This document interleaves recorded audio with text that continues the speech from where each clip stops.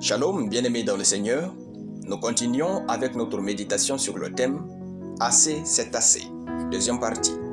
Nous tirons notre texte dans Luc chapitre 8, de versets 43 à 44, qui nous dit ceci.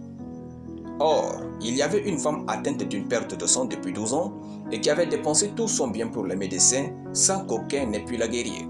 Elle s'approcha par derrière et toucha le bord du vêtement de Jésus. Au même instant, la perte de sang s'arrêta. Gloire à Dieu. L'histoire de la femme à la perte de sang, racontée dans les évangiles, illustre aussi bien le concept de « assez, c'est assez ». Cette femme, souffrant d'hémorragie depuis 12 ans, avait tout essayé pour guérir, sans succès. Il est écrit « Or, il y avait une femme atteinte d'une perte de sang depuis 12 ans et qui avait dépensé tout son bien pour les médecins sans qu'aucun n'ait pu la guérir. Elle s'approcha par derrière et toucha le bord du vêtement de Jésus. Au même instant, la perte de sang s'arrêta. » Cette femme a atteint un point de désespoir où elle a décidé qu'elle en avait assez de sa souffrance et de ses échecs médicaux. Sa foi l'a poussée à croire qu'en touchant simplement le vêtement de Jésus, elle serait guérie. Son acte de foi et de détermination montre qu'elle avait décidé que c'était assez et qu'il était temps pour elle de chercher une solution divine. Cette histoire est un puissant témoignage de foi et de persévérance, montrant que même dans les moments de désespoir, il est possible de trouver la guérison et la paix en se tournant vers Dieu.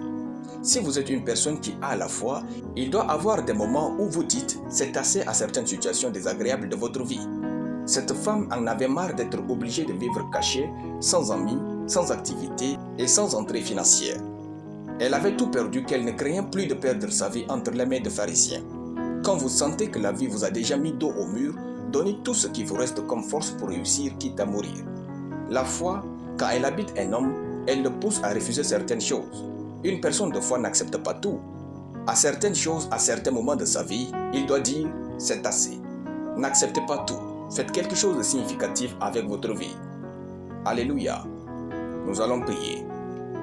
Père éternel, je te rends grâce pour ta parole. Je vis la vie que Dieu a pour moi au nom de Jésus. Amen. La lecture biblique en une année, Ézéchiel chapitre 13 à Ézéchiel chapitre 16. Soyez bénis, c'était le pain du ciel.